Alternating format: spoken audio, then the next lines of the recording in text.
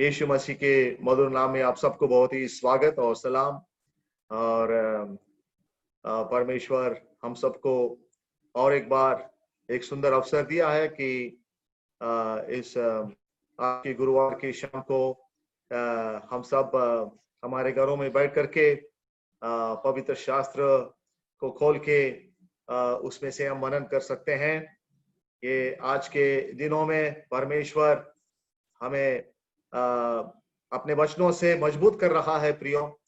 और सारे माहौल चाहे भले निराश के हो, लेकिन विश्वासियों के लिए परमेश्वर का वचन में हमारे लिए आशीष है और आशा है। परमेश्वर के वचन में हमारे लिए ज्ञान है और मार्गदर्शन है।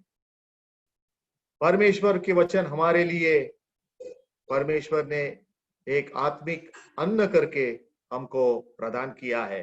तो परमेश्वर की स्तुति हो, आप सभी को देकर होती है। और आप लोगों में से अनेक भाई बहन नियमित रूप से प्रति गुरुवार इस सभा के लिए उपस्थित होते हैं। तो इसके द्वारा मुझे भी एनकरेजमेंट होता है प्रियो कि मेरे साथ आप लोग मिल करके पवित्र शास्त्र में से हम सीख सकते हैं। और मेरी प्रार्थना ये है कि इस नम्र प्रयास के द्वारा प्रभु के लोगों के उत्तेजन हो जाए, उनके विश्वास के बढ़ावा हो जाए और परमेश्वर पिता और प्रभु यीशु मसीह के नाम की महिमा हो जाए। बस इतना ही है। तो यही प्रयास में हम लगे रहते हैं और परमेश्वर जैसे हमें अवसर देता है, हम परमेश्वर के वचन से प्रभु के लोगों को हम उत्तेजना देने के लिए हम प्रयास करते हैं।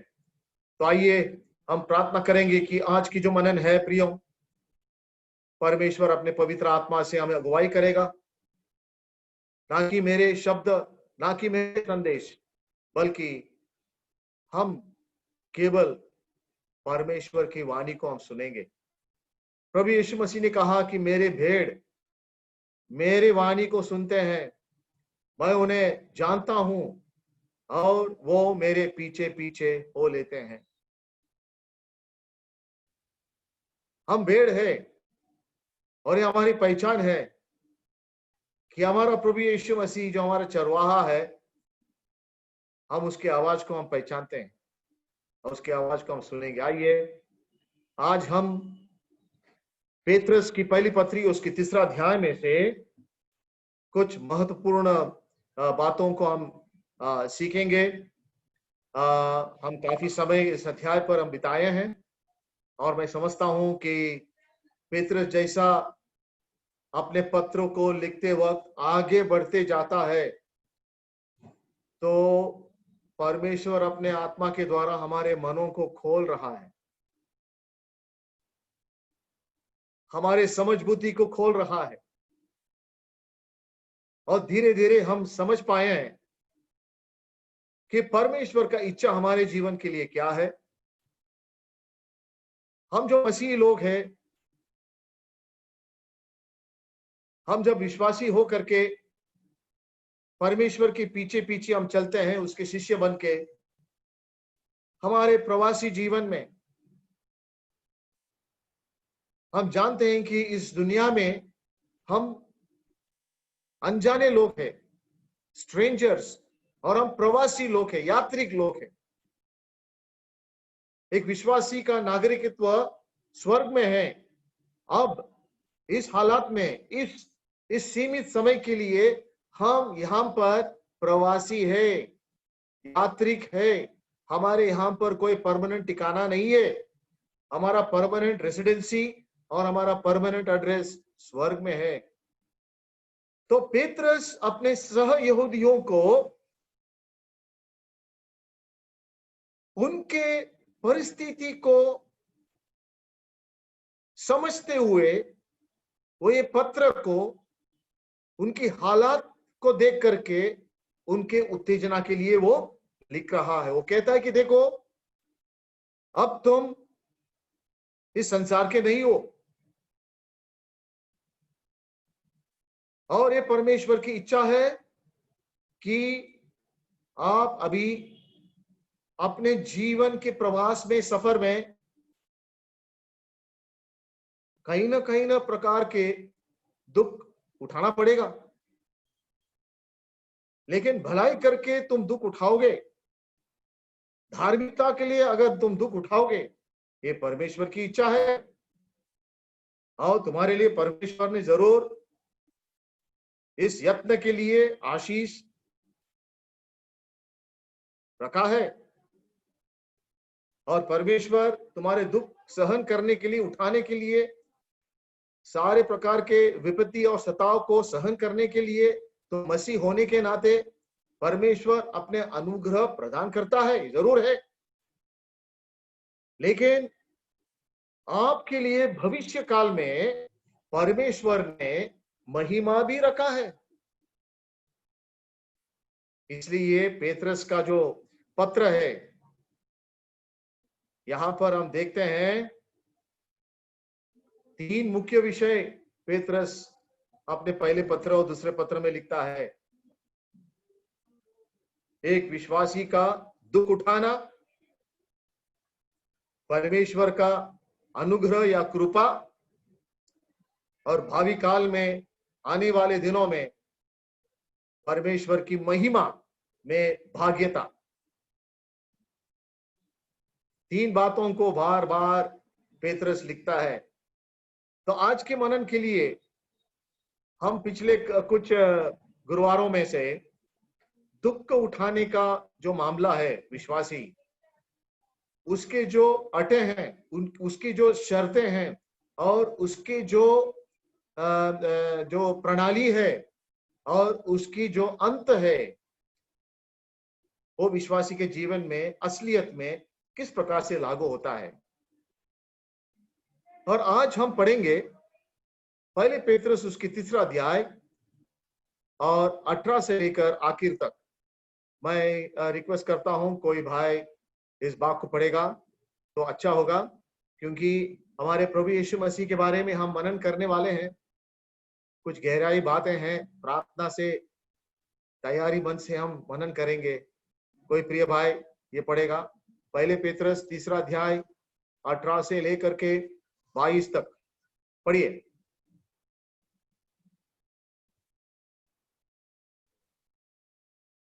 इसलिए कि मसीह ने भी अर्थात अधर्मियों के लिए धर्मी ने पापों के कारण एक बार दुख उठाया, ताकि हमें परमेश्वर के पास पहुंचाए। वो शरीर के भाव से तो घात किया गया, पर आत्मा के भाव से जिलाया गया। गुस्से में उसने जाकर कैदी आत्माओं को भी प्रचार किया, जिन्होंने उस बीते समय में आज्ञा न मानी, जब परमेश्वर नूह के दिनों में धीरज धरकर ठहरा रहा, और वो जहाज बन रहा था जिसमें बैठकर थोड़े लोग अर्थात 8 प्राणी पानी के द्वारा बच गए। उसी पानी का दृष्टांत भी अर्थात बपतिस्मा यीशु मसीह के जी उठने के द्वारा आप तुम्हें बचाता है। इससे शरीर के मैल को दूर करने का अर्थ नहीं है, परंतु शुद्ध वेग से परमेश्वर के वश में हो जाने का अर्थ है। वह स्वर्ग जाकर परमेश्वर की दाहिनी ओर बैठ गया, और स्वर्गदूत और अधिकारी और सामर्थी उसके अधीन किए गए हैं। प्रभु अपने पढ़े हुए वचन पर आशीष दे। यहां पर हम देखते हैं 3 मुख्य विषयों को हम देखते हैं प्रियो। सबसे पहले हम देखते हैं प्रभु यीशु मसीह के सेवकाई। तो पेत्रस शुरुआत करता है 18 वचन से लेकर के 22 वचन तक। हम देखते हैं कि प्रभु यीशु मसीह के सेवकाई में कुछ डिविजन्स है, यहां पर कुछ पहलू हैं, कुछ स्टेप्स है। और प्रभु यीशु मसीह के बारे में बात करना या कुछ मनन करना, ये सबसे बड़ी खुशी की बात है हमारे लिए, मेरे लिए, आपके लिए, है ना। पेत्रस जब प्रभु यीशु मसीह के बारे में लिखता है, हम कितना खुश हो जाते हैं प्रियो, क्योंकि जो पेत्रस ने लिखा उन विश्वासियों के लिए 2000 साल पहले, और जिस मसीह के बारे में उनको लिखा, जिस मसीह के सेवकाई के बारे में जो लिखा, उसी यीशु मसीह पर हमने विश्वास किया, और उनके लिए जो लिखा वो सब सेवकाई यीशु मसीह के हमारे लिए भी लागू होता है। प्रभु की स्तुति हो। ये क्यों लिखता है? ये उनके समझ में ये आ जाए कि वो जो तकलीफ और संकट उठा रहे हैं, वो जो सताव को सहन कर रहे हैं, उनको ये मालूम होना कि मसीह यीशु ने इतना संकट उनके लिए सहन किया। क्या जरूरत था मसीह यीशु को संकट सहन करने के लिए? कोई जरूरत नहीं था। किसके लिए संकट उठाया? किसके लिए दुख सहन किया? किसके लिए सताव को सामना किया? आपके लिए और मेरे लिए प्रिय। प्रभु यीशु मसीह हमारे लिए एक प्रामुख्य, एक श्रेष्ठ उदाहरण है, और पेत्रस हमारे सामने प्रभु यीशु मसीह के व्यक्तिमत्वता को हमारे सामने यहाँ पर रखता है। और पेत्रस का प्रयास यही है अपने पत्र में कि वो जब सारे बातों को लिखता है, वो विश्वासियों के लक्ष्य को, विश्वासियों के ध्यान केंद्र को, विश्वासियों के नजरों को किसके तरफ खींच के लेता है? वो प्रभु यीशु मसीह की तरफ खींच के लेता है। जिस मसीह के साथ हमारे जीवन जुड़ा हुआ है, वो यीशु मसीह कौन है और हमारे लिए क्या किया है, और उसका प्रभाव हमारे जीवन में किस प्रकार से पड़ा। आज के मनन हमारे प्यारे प्रभु यीशु मसीह के बारे में भी है। आइए हम मनन करेंगे, उसके सेवकाई को देखेंगे, और पेत्रस किस प्रकार से प्रभु यीशु मसीह के सेवकाई के बारे में बयान देता है, वर्णन करता है, विस्तारित रूप से, गहराई से उसके शब्दों को किस प्रकार के चुनकर हमारे प्यारे प्रभु यीशु मसीह के बारे में वो लिखता है।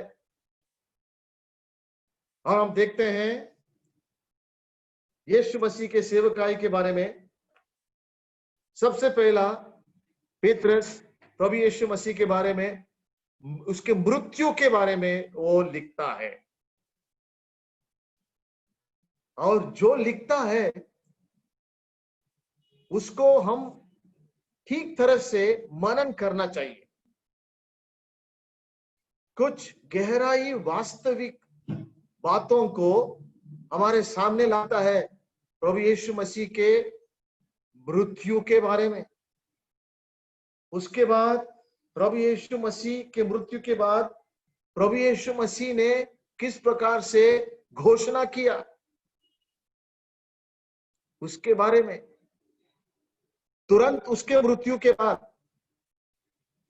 उसके गाड़ा जाना और उसके पुनरुत्थान, उसके बीच में कहां तो भी जा करके प्रभु यीशु मसीह ने घोषणा करके आया,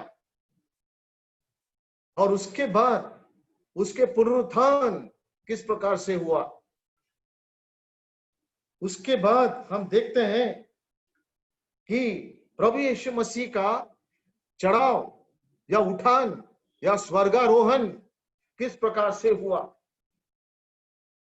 प्रियों, ये सारे जो बातें हैं पेत्रस संक्षिप्त रूप से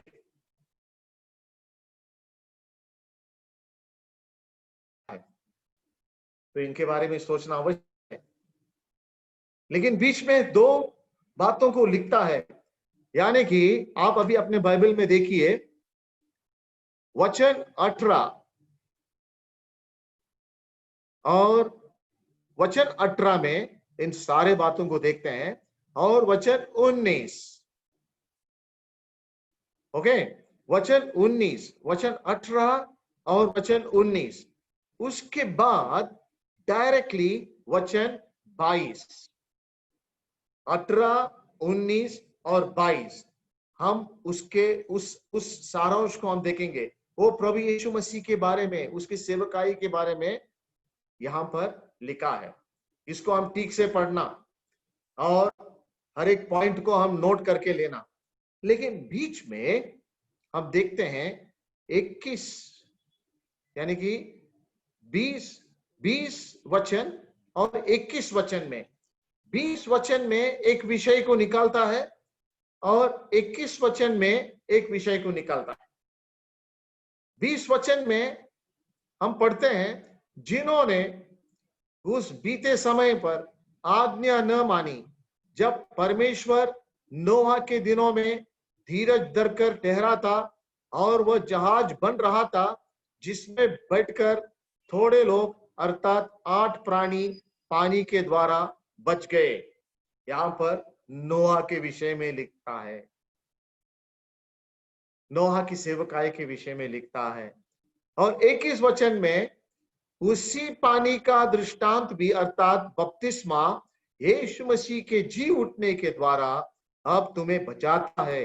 इससे शरीर के मैल को दूर करने का अर्थ नहीं है, परंतु शुद्ध विवेक से परमेश्वर के वश में हो जाने का अर्थ है।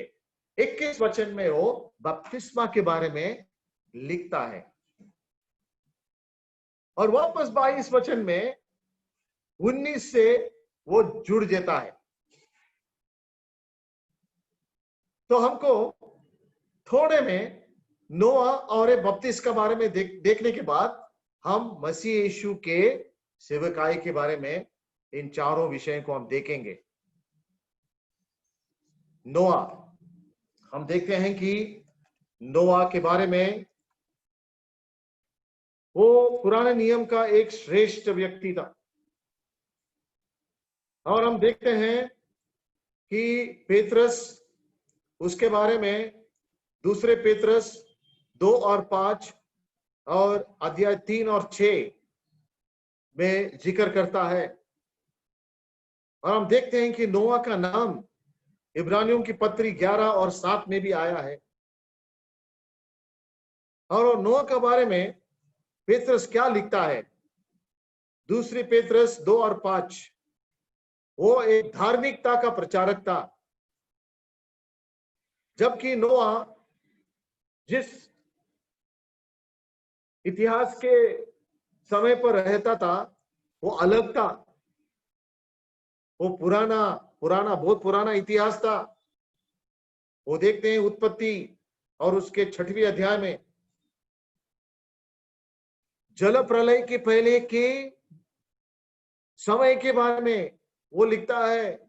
बहुत पुराने बातों को वो खींच के लिखता है। वो हम देखते हैं कि वो संकट के समय में नोआ ने धार्मिकता का प्रचारक बन के 120 वर्षों तक परमेश्वर का सत्य को प्रचार किया और वो उसको सताव सहन करना पड़ा।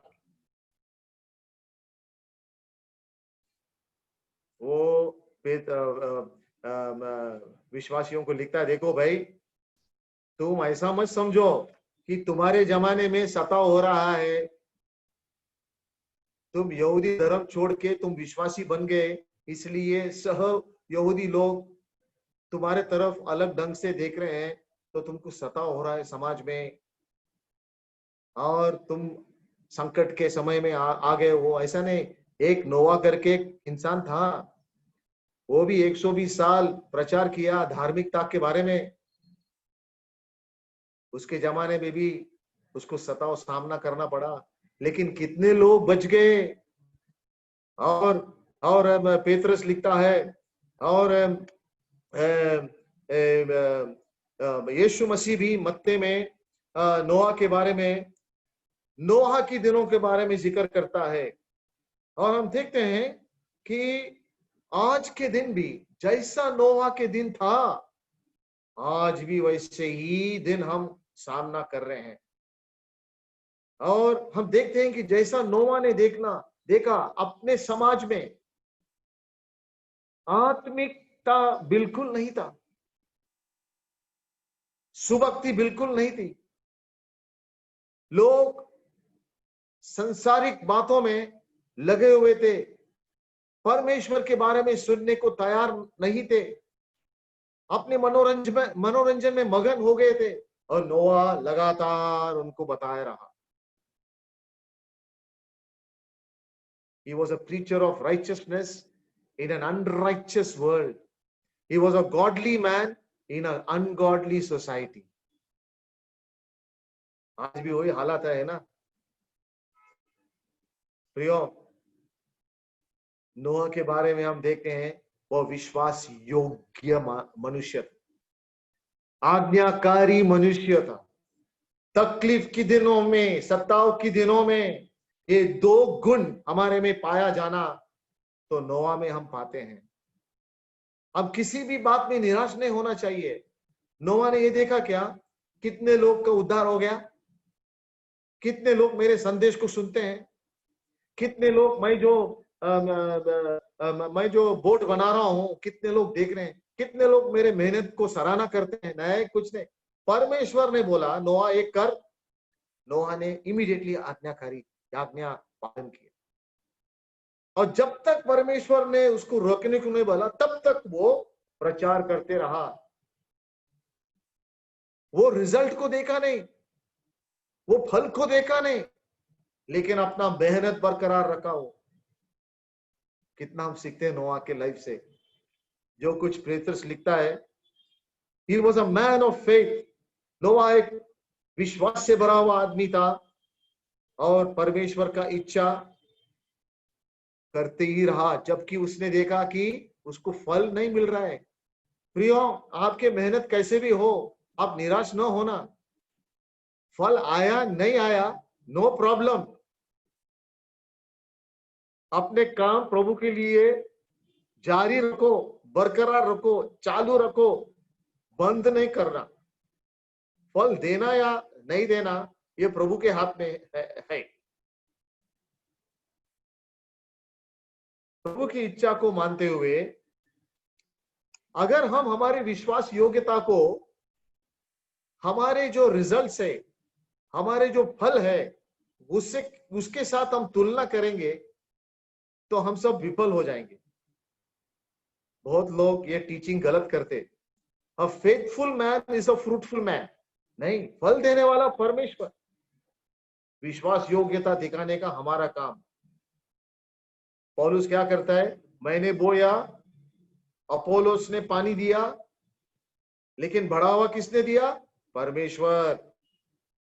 लेकिन नोआ ने जो प्रचार किया उन दिनों में, जिन लोग नहीं सुने वो लोग सब नरक में चले गए और बचे कितने लोग, 8 लोग। हम देखते हैं कि नोआ उसको जुड़ाता है। कैसे जुड़ाता है, बपतिस्मा के द्वारा।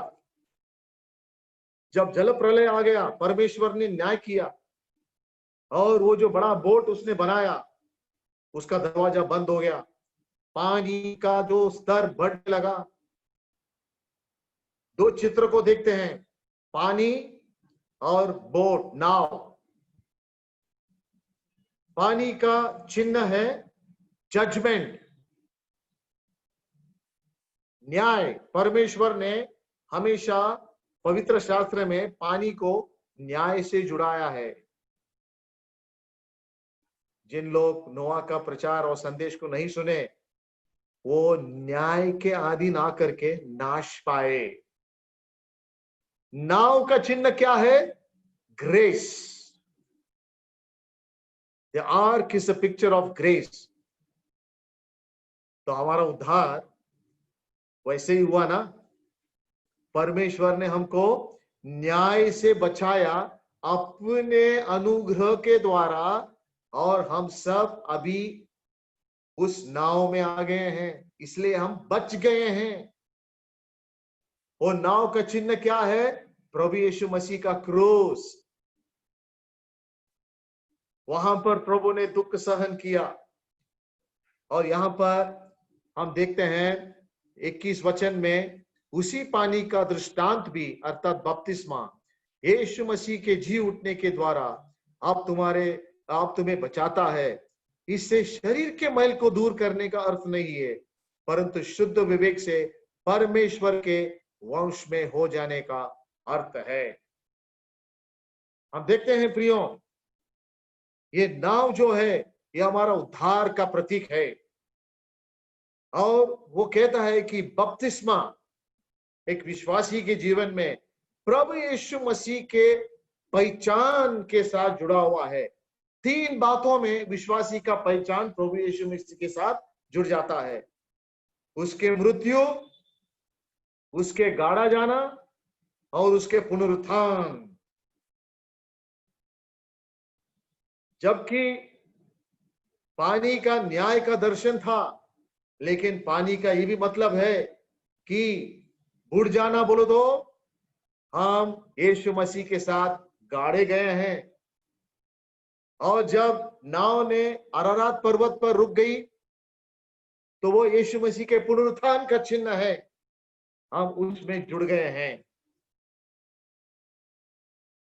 एक प्रतीक है, एक नमूना है, एक चिन्ह है एक विश्वासी के जीवन में। तो इन बातों को कहते हुए कहता है कि ये तुम मसीह यीशु के साथ जुड़ गए हो, एक नई सृष्टि बन गए हो और तुम नई जिंदगी में तुम चलने लगे हो। और इसलिए पुराने बातें, पुराने स्वभाव तुम्हारे जीवन पर नियंत्रण नहीं कर सकता है, कंट्रोल नहीं कर सकता है। तुम नए जीवन में प्रवेश करके चल रहे हो। तो उन 20 और 21 में ये 2 वचन है। ओके, तो यहां पर 21 और 22 में 20 और 21 में, सॉरी। तो अब अभी हम जाएंगे धीरे से 18 से लेकर के 18 से लेकर के हम देखते हैं कि वो शुरुआत करता है इसलिए कि मसीह ने भी, यानी कि वो एक विश्वासी के जीवन के बारे में लिखता है कि तुम भलाई करने से तुम दुख उठाते हो, उससे परमेश्वर का इच्छा पूरी होती है और उससे तुमको आशीष प्राप्त होता है। और तुम्हारे मसीह जीवन में तुम्हारे साक्षी देने के लिए काबिल बनते हो। क्यों? मसीह यीशु भी अर्थात अधर्मियों के लिए धर्मी ने पापों के कारण एक बार दुख उठाया ताकि हमें परमेश्वर के पास पहुंचाए। वह शरीर के भाव से तो घात किया गया, पर आत्मा के भाव से जिलाया गया। इस वचन में हम प्रभु यीशु मसीह के मृत्यु, उसके दुख सहन, उसके परिणाम, उसके फल और उसके पुनरुत्थान, इन विषयों को हम देखते हैं। एक वचन में पेत्रस ने अद्भुत रीति से प्रभु यीशु मसीह के जीवन के हर पहलू को यहां पर हमारे लिए बताया। प्रिय, अभी हमको देखना है, we have to think about it. हम बार बार हर संडे मॉर्निंग वर्शिप में प्रभु यीशु मसीह के दुख सहन के बारे में हम सोचते हैं। प्रभु यीशु मसीह ने दुख सहन किया, लेकिन यहां पर हमको कुछ वचनों, कुछ शब्दों पर जोर देना जरूरी है। आइए हम पढ़ेंगे। इसलिए मसीह ने भी अर्थात अधर्मियों के लिए धर्मी ने, इंग्लिश बाइबल में लिखा है, For Christ also hath once suffered for sins, the just for the unjust, that he might bring us to God. उसके दुख उठाना, उसके दुख सहन करना, उसके क्या पहलू है, उसके क्या वर्णन है, what is the nature of his suffering and what is the end result of his suffering. उसके दुख सहन उठाने से किस प्रकार के परिणाम हम पर हुआ है। किस प्रकार के फायदा हम पर हुआ है, इस वचन में हमको देखना है। और इन वचनों को पढ़ने के बाद हमको उत्तेजन मिलता है। क्यों? मसीह यीशु जो निष्पाप, निष्कलंक था, पाप रहित था, अगर वो दुख उठाने के लिए तैयार हो गया है, जिसके वजह से हमको आशीष प्राप्त हुआ है, तो हमारे लिए कितना बड़ा उदाहरण है प्रभु यीशु मसीह। दुख उठाते वक्त प्रभु यीशु मसीह ने किसी प्रकार के तकरार नहीं किया, स्व इच्छे से उसने दुख उठाया। क्या अपने पापों के लिए? नहीं। यहां पर हम देखते हैं, इन बातों को हम देखेंगे प्रियो, ये बहुत इंपॉर्टेंट है हमारे लिए। यहां पर दो भागों को देखते हैं, the nature of Christ suffering, प्रभु यीशु मसीह के दुखों का जो क्या बोलने का, नेचर, स्वभाव क्या है। यहां पर क्या, अर्थात अधर्मियों के लिए धर्मी ने। इंग्लिश बाइबल में बहुत क्लियरली लिखा है, Christ has once suffered for sins. यहां पर अधर्मियों के लिए धर्मी ने पापों के कारण एक बार दुख उठाया। तो उसके दुख सहन के बारे में सबसे पहला point, it was for sins, पापों के कारण। It was for the unjust ones, पापियों के कारण। इट वॉज वंस, वो एक ही बार। It was to bring us to God, हम जैसे पापियों को परमेश्वर के अति निकट, परमेश्वर के पास, परमेश्वर से सबमिट करने के लिए। कितनी अद्भुत बात है। ऐसा कभी हुआ क्या, एक इंसान का, एक व्यक्ति का जो मृत्यु सारे दुनिया के सारे लोगों पर इतना गहरा प्रभाव उसका पड़ सकता है। आज हम देखते हैं टीवी में बहुत न्यूज चल रहा है, एक एक्टर का मृत्यु हो गया है, उसका परिणाम लोगों के ऊपर दुष्परिणाम कितना हो रहा है। उसका इन्वेस्टिगेशन करते करते बहुत लोग अभी नर्वस हो गए। लेकिन हमारा प्रभु यीशु मसीह, जब उसके मृत्यु हुआ, हम सब लोग इन्वॉल्व थे, लेकिन उसका मृत्यु से हमको कोई दुष्परिणाम नहीं हुआ, ताकि होना चाहिए था। हम उसके मृत्यु के लिए जिम्मेदारी है। लेकिन उलट हम देखते हैं, प्रभु यीशु मसीह के मृत्यु के वजह से हम सबको कितना आशीष प्राप्त हुआ है, क्योंकि उसने हमारे लिए मृत्यु सहन किया। हमारे लिए, यीशु मसीह हमारे लिए। तो हमको देखना है प्रियो कि ऐसी कुछ बातें हैं उसके मृत्यु के बारे में कि हमको सोचना है। तो मैंने 3 पॉइंट्स को निकाला है। सबसे पहला, उसके मृत्यु, इट वॉज पीनल, यानी कि वो एक सजा था। हिज सफरिंग्स, जब प्रभु यीशु मसीह मृत्यु का दुख को उठा रहा था, वो सजा वो भोग रहा था। सजा क्यों? क्योंकि वचन में लिखा है, पाप का सजा होना है। पाप का सजा क्यों होना है? क्योंकि परमेश्वर पाप से नफरत करता है। और वचन में लिखा है, परमेश्वर का क्रोध पाप के ऊपर है, पाप का दंड होना जरूरी है, और जो पापी है उस दंड को भोगना जरूरी है।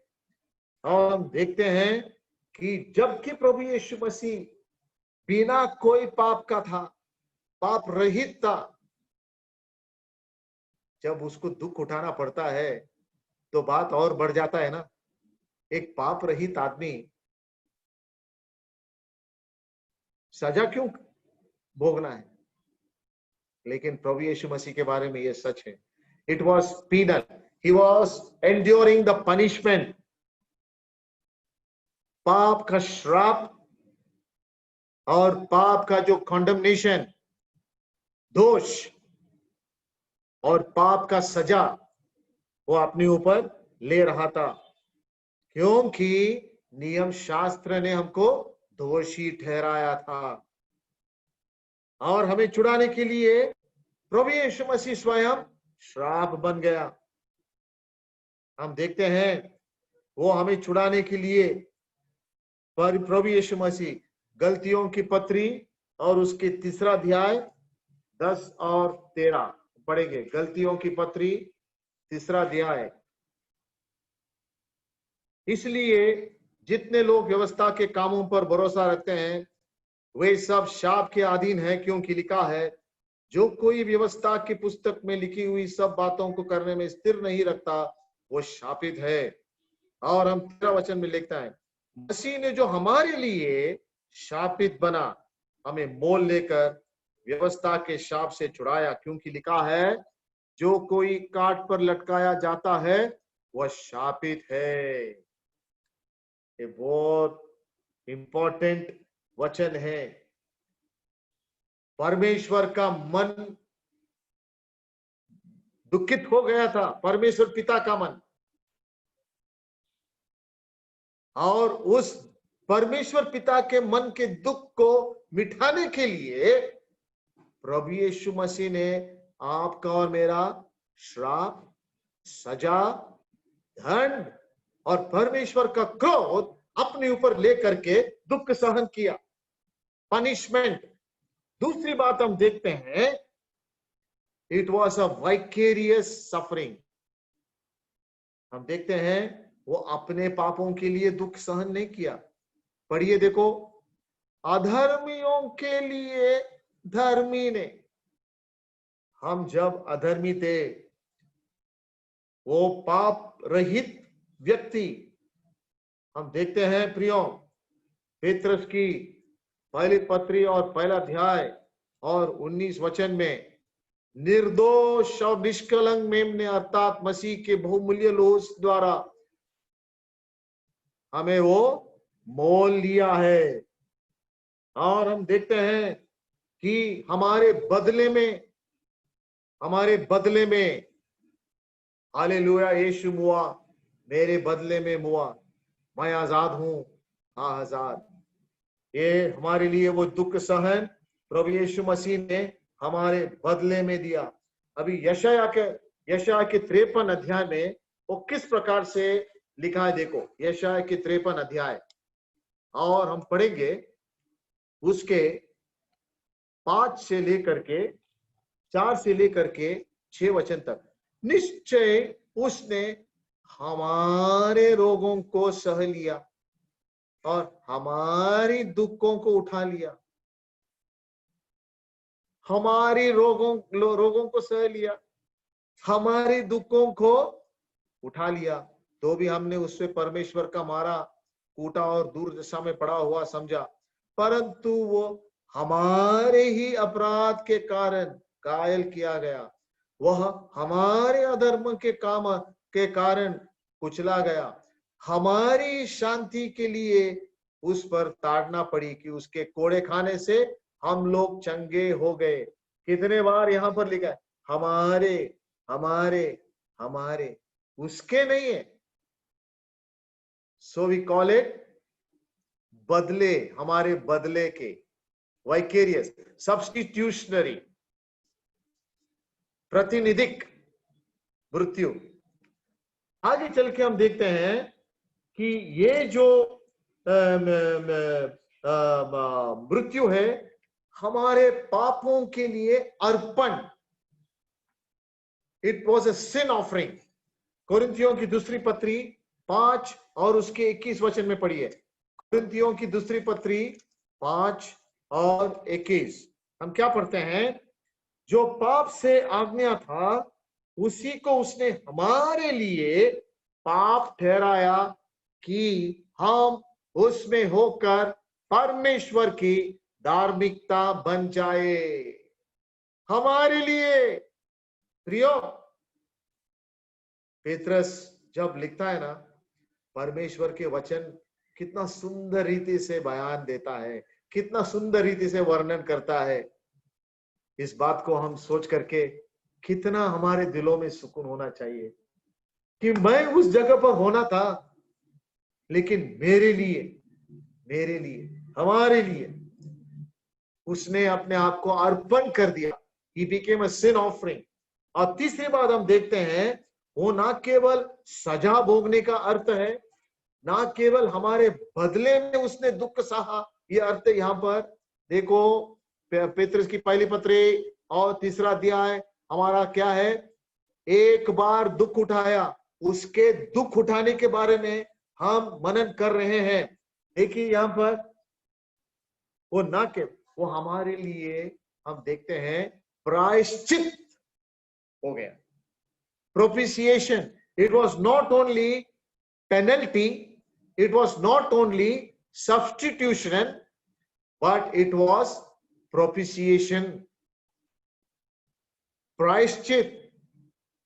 हम देखते हैं कि उसका जो पाप के लिए जो हमारे लिए कीमत चुकाया, और हम देखते हैं हमारे पापों का प्रायश्चित करके परमेश्वर का जो नाराजी है, जो क्रोध है, उसको ठंडा कर दिया।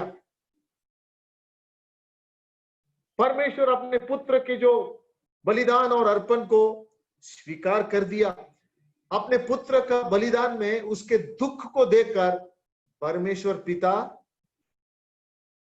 उसको स्वीकार किया। हम देखते हैं उसके दुख और उसके बलिदान परमेश्वर को स्वीकार योग्य हो गया है, और मसीह यीशु हमारे लिए गारंटी बन गया है। और उस परिपूर्णता से उस प्रायश्चित करने के बाद हमारा और परमेश्वर के बीच में वो सम्मेत प्रस्तापित किया।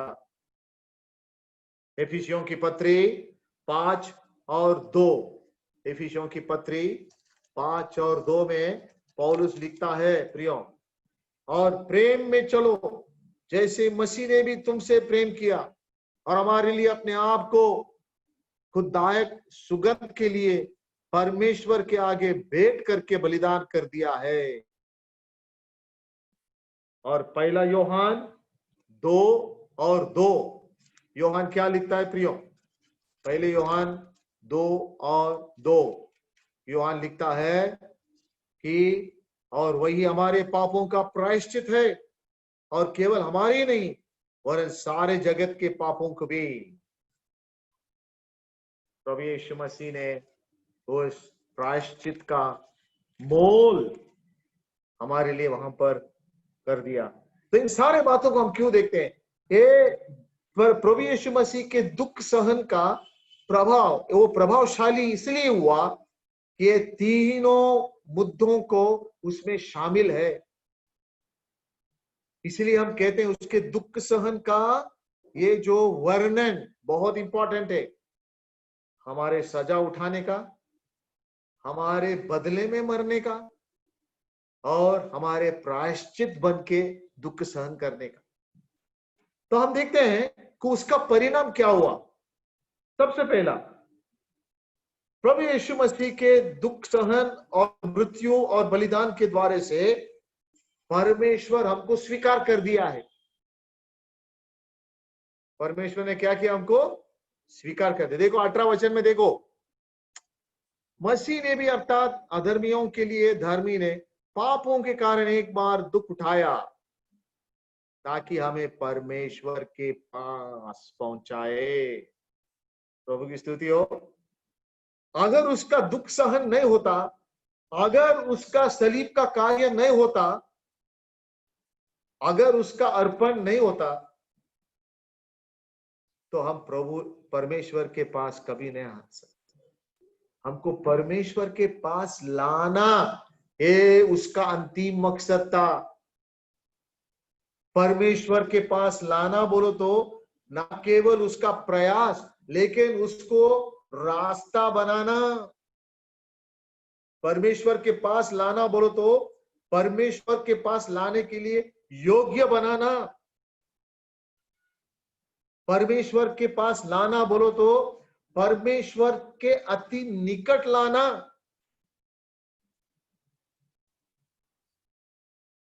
लंबा नहीं, नजदीक। प्रभु यीशु मसीह ऐसा नहीं किया, उसका काम अधूरा छोड़ दिया और हमको भी रास्ते में अधूरा छोड़ दिया।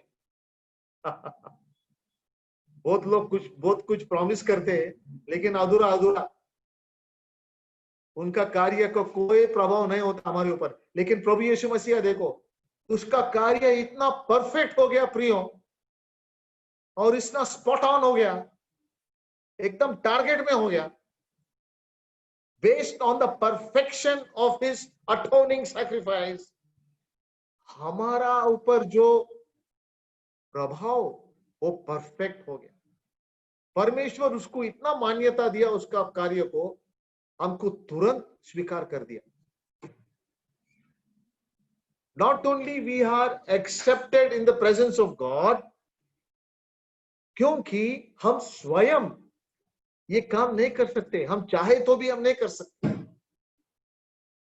अगर हम चाहे कि मैं पापी हूं, मेरा और जीवित परमेश्वर के साथ सबमिट होना चाहिए, कनेक्शन होना चाहिए, जुड़ाव होना चाहिए, वो नहीं होता, नहीं होता। We cannot reconcile ourselves to his friendship. हम कभी भी हमारे खुद के प्रयास में उसके साथ दोस्ती नहीं बन सकते, और हम उसके फेवर में कभी भी आ नहीं सकते। लेकिन हमारे दोस्ती और हमारा फेवर बनाने के लिए प्रभु यीशु मसीह को आज्ञाकारी बनना पड़ा। प्रभु यीशु मसीह मृत्यु तक आज्ञाकारी बना।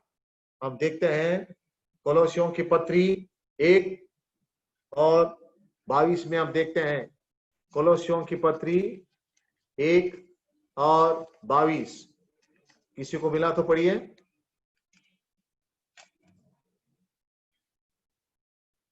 तुम जो पहले निकाले हुए थे और बुरे कामों के कारण मन से बहरी थे, उसने अब उसकी शारीरिक देह में मृत्यु के द्वारा तुम्हारा भी मेल कर लिया, ताकि तुम्हें अपने सम्मुख पवित्र और निष्कलंक और निर्दोष बनाकर उपस्थित करे। तो प्रियो, परमेश्वर ने क्या किया हमको?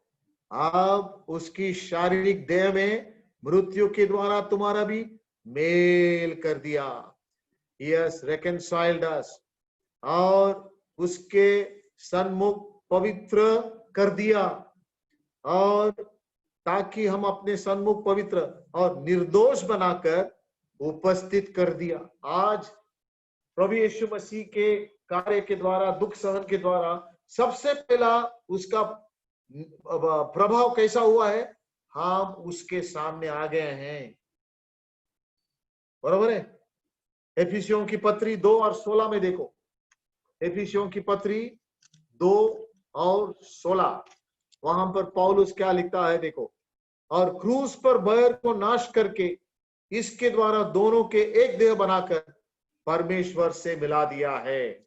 उसी प्रकार से रोमियों की पत्री 5:10, वहां पर पौलुस लिखता है, प्रभु यीशु मसीह के मृत्यु की वजह से हमारे ऊपर प्रभाव किस प्रकार से पड़ा, क्योंकि बैरी होने के दशा में उसके पुत्र के मृत्यु के द्वारा हमारा मेल परमेश्वर के साथ हुआ है।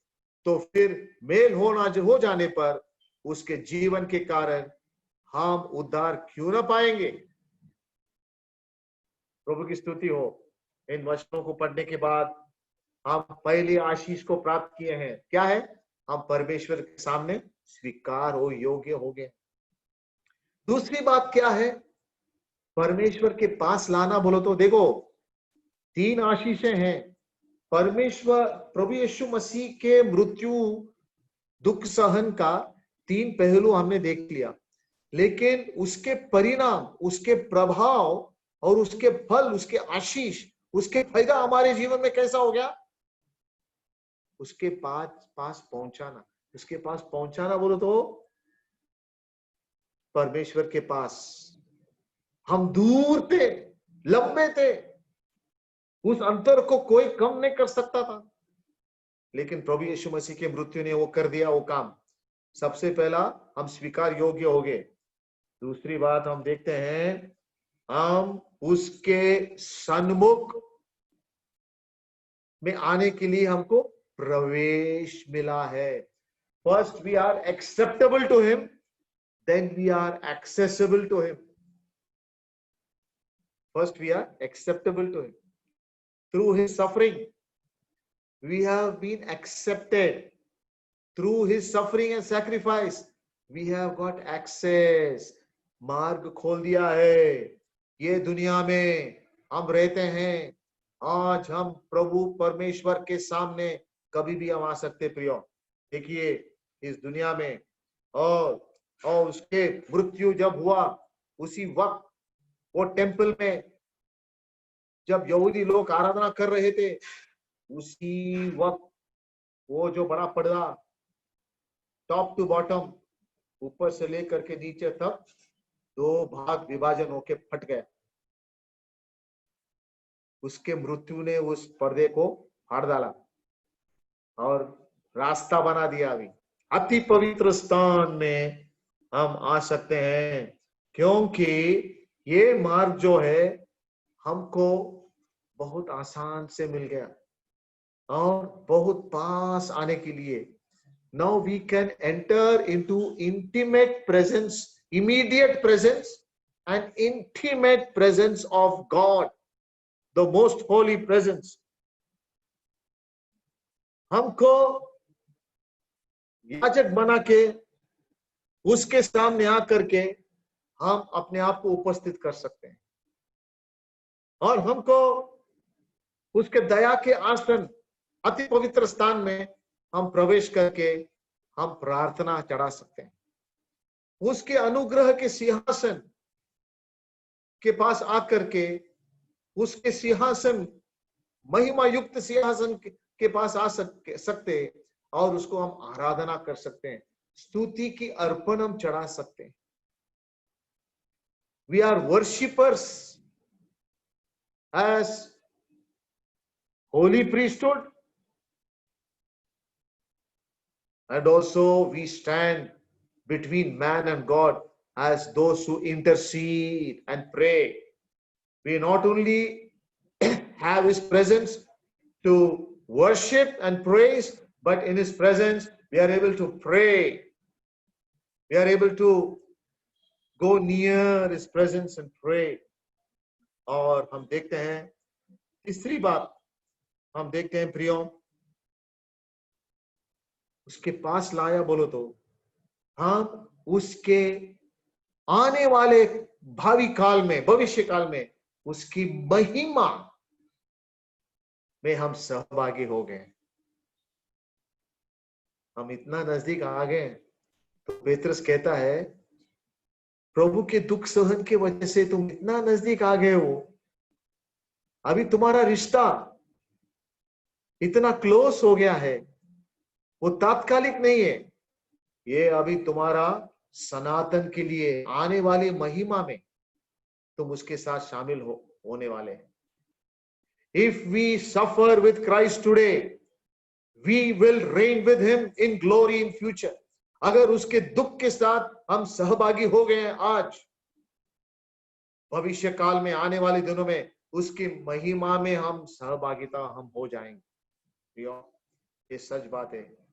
बस थोड़े दिन है अभी हमारे लिए बाकी, प्रभु जल्दी आने वाला है। और हम देखते हैं कि वो ना केवल हमारा उद्धार के बारे में, वो ना केवल हमारा उद्धार के बारे में सलीब पर मर गया, ना केवल हमारा उद्धार करता है, लेकिन हमको ऊपर की स्तर में, ऊंचाई में उठा दिया है, ताकि हम अनंत काल के जीवन में, खुशी में, उसकी महिमा में हम रहे। We are not only saved now from sin, but we are raised. हमको उठाया गया है उसकी महिमा में सहभागी होने के लिए।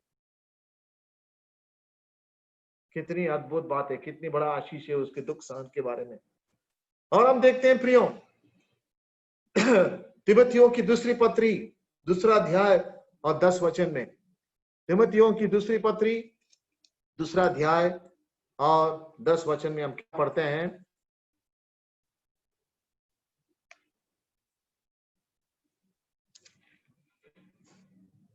सॉरी, यूहन्ना 17 और 24, प्रभु यीशु मसीह का प्रार्थना, यूहन्ना 17 और 24 क्या पढ़ते हैं? देखो, हे पिता, मैं चाहता हूं कि जिन्हें तू मुझे दिया है, जहां मैं हूं वहां वे भी मेरे साथ हो, कि वे मेरी उस महिमा को देखे जो तूने मुझे दी है, क्योंकि तूने जगत की उत्पत्ति से पहले मुझसे प्रेम रखा है। प्रभु यीशु मसीह का प्रार्थना है, जिन लोग प्रभु यीशु मसीह के हैं वो उसकी महिमा को देके उसकी महिमा में शामिल हो जाए। प्रियो, ये उसके दुख सहन के बारे में है। अभी हम देखते हैं वही वचन में, दुख उठाए ताकि हम परमेश्वर के पास पहुंचे। वह शरीर के भाव से तो घात किया गया, पर आत्मा के भाव से जिलाया गया। हम देखते हैं ना केवल वो मृत्यु सहन किया, उसको गाड़ा गया था और तीसरा दिन जी उठा। तीसरा दिन जी उठा। और हम देखते हैं कि प्रभु यीशु मसीह तीसरा दिन वो जी उठने के बाद हम देखते हैं कि उसी में से उसने जाकर कैदी आत्माओं के भी प्रचार किया। हम देखते हैं कि उसके पुनरुत्थान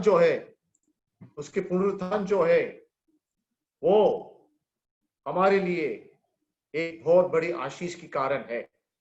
पुनरुत्थान हमारे सुसमाचार प्रचार करने में, पुनरुत्थान, प्रभु यीशु मसीह जी उठा है, वो एक सुसमाचार है हमारे लिए। प्रियो, सुसमाचार हम प्रचार करते हैं उसके पुनरुत्थान। परमेश्वर पिता ने उसको जिलाया, प्रभु यीशु मसीह खुद अपने आप जी उठा और पवित्र आत्मा भी उसको जिलाया। और हम देखते हैं कि तीसरा दिन उसने जी उठा और वो बीते समय में हम देखते हैं उसी ने जाकर कैदी आत्माओं के भी प्रचार किया। यानी कि ये जो आत्माएं को हम देखते हैं कि वो नरक में नहीं है, वो हेडिस में है। जो नोआ के काल में हम देखते हैं प्रभु यीशु मसीह उनको सुसमाचार नहीं देता, उनको जाके पुकार करता है कि मैंने जीत लिया करके, मैं जीत लिया है। He is declaring his victory over evil. बुराई से, दुष्टाई से मैं सलीब पर मेरे दुख सहन के द्वारा मैं जीत लिया हूं। He has got power over evil. He has got power over evil spirits. He has got power over the angels. He has got power, victory over the powers of darkness. और हम इतना ही नहीं, आखिर में हम देखते हैं 22 वचन में, वह स्वर्ग पर जाकर परमेश्वर के दाहिने हाथ, परमेश्वर की दाहिने और बैठा, और स्वर्गदूत और अधिकारी और सामर्थ्य उसके अधीन किए गए हैं। ना केवल पापी आत्मा, लेकिन दूतों की ऊपर उसको सत्ता अधिकार है। हम देखते हैं प्रियो कि सलीब पर उसने विजेता को पुकारा, और हम देखते हैं उसने कैदियों को जाकर, कैदी आत्माओं को उसने जाकर उसने विजेता को पुकारा, और आज वो पिता की दाहिने हाथ बैठा है। वो दाहिने हाथ बोलो तो विजेता का हाथ है। देखो प्रियो, उसको बोलते हैं उठावन, उठान, चढ़ाव। वो सिर्फ पुनरुत्थान नहीं हुआ, उसको उठाया गया पिता के दाहिने हाथ, उसको महिमा युक्त का स्थान मिला। इसके संबंध में हम 2-4 वचन को पढ़ेंगे। फिलिपियों की पत्री 2 और 5 से लेकर आगे। कोई पढ़ सकता है तो पढ़िए।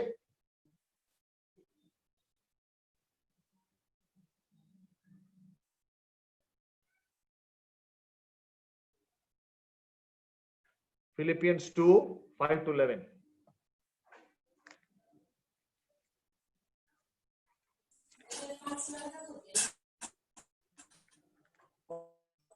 आणि मनुष्य प्रकृतीचे आशय प्रकट होऊन त्याने मरण आणि तेही वधस्तंभावरचे मरण सोसले, इथपर्यंत आज्ञापालन करून त्याने स्वतःला त्याला तुच्छ केले आणि सर्व नावापेक्षा जे श्रेष्ठ नाव ते त्याला दिले.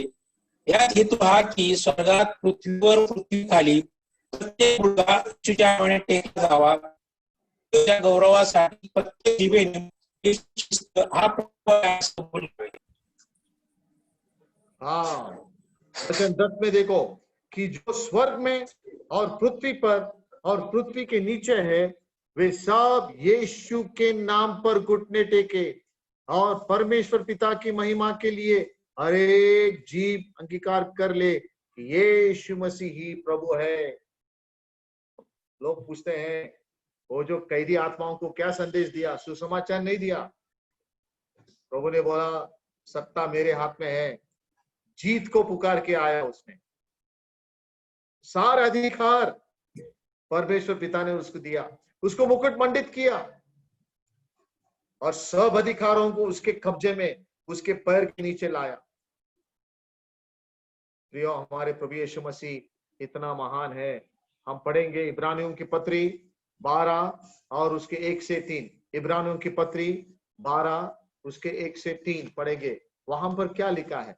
इब्रानियों की पत्री 12 1 से 3 वहां पर लिखा है, इस कारण जबकि गवाहों की ईसा, हम देखते हैं कि दूसरे वचन में, और विश्वास के कर्ता और सिद्ध करने वाला यीशु की ओर ताकते रहे, जिससे उस आनंद के लिए जो उसके आगे धरा था, लज्जा की कुछ चिंता न करे करके क्रूस का दुख सहा और परमेश्वर के सिंहासन के दाहिनी ओर जा बैठा। परमेश्वर के सिंहासन के अति ऊंच स्थान, ऊंचाई के स्थान, परमेश्वर की दाहिने हाथ। परमेश्वर ने उसके हाथ में सारे सत्ता दिया है, सारे अधिकार दिया है। प्रियो, आज प्रभु हमारे लिए बहुत बड़ा काम कर रहा है। हम देखते हैं कि दूत और अधिकारी और सारे जो शक्ति है उसके अधीन है, और हम देखते हैं शैतान की सैन्य भी उसके अधीन है, और गिरे हुए दूत भी उसके अधीन है। और एक मसीह होने के नाते हमारे लड़ाई जीत के लिए नहीं है, हमारे लड़ाई जीत से शुरू होता है। जीत हमारे लिए प्रभु यीशु मसीह ने हासिल किया है, उसके पुनरुत्थान और उसके चढ़ाव के वजह से। और आज हमारी जिम्मेदारी यही है कि उसी मसीह यीशु को हम आराधना करते हैं, जो मसीह यीशु ना केवल वो उठाया गया, स्वर्ग में गया, लेकिन वहां पर हमारे लिए महायाजक का काम कर रहा है। और उसने वायदा किया है कि तुम डरो मत, व्याकुल न हो, मैं जल्दी आऊंगा। अपने कलीसिया को उठाने के लिए वो जल्दी आ रहा है। ये जो काल जल्दी समाप्त हो जाएगा प्रियो। और इस वचन, आज प्रभु यीशु मसीह अधिकार है, ये काल के ऊपर भी प्रभु यीशु मसीह अधिकारी है, ये समय के ऊपर प्रभु यीशु मसीह अधिकार करता है, राष्ट्रों के ऊपर प्रभु यीशु मसीह नियंत्रण कर रहा है। ये समय बीत जाएगा क्योंकि प्रभु यीशु मसीह सिंहासन में बैठा है और हम उसके राज्य के सदस्य हैं, हम उसके राज्य के प्रजा है। ये जल्दी चला जाएगा क्योंकि क्राइस्ट इज रेनिंग, यीशु मसीह राज्य कर रहा है। Praise the Lord. इसलिए हम इस वचन को पढ़ के हम इस संदेश को समाप्त करेंगे। 22 वचन को पढ़ेंगे। वह स्वर्ग पर जाकर परमेश्वर की दाहिने ओर बैठ गया, और स्वर्गदूत और अधिकारी और सामर्थी उसके अधीन किए गए हैं। आज इस संदेश से मैं विश्वास करता हूं कि हम सबको धीरज मिला होगा, हिम्मत मिला होगा। प्रभु यीशु मसीह कौन राज्य कर रहा है? जीसस क्राइस्ट, प्रभु यीशु मसीह राज्य कर रहा है। ये धरती के ऊपर, इस धरती के ऊपर कौन राज्य करे? प्रभु राज्य करे, वो कंट्रोल करेगा। और हमारे दिल में भी वो राज्य करता है। हमारे जीवन में सब कुछ ठीक ठाक करने के लिए वो सामर्थ्यवान है। आइए हम उसके सामने नम्रता से हमारे सरों को झुकाएंगे, हमारे घुटनों को टेकेंगे और उस महान प्रभु यीशु मसीह की आराधना करेंगे। इस संदेश को मैं समाप्त करता हूं। आपने सुन लिया, इसलिए आपको बहुत बहुत धन्यवाद। प्रभु आप सबके जीवन पर आशीष उंडेल दे और प्रभु की महिमा हो। जय मसीह की।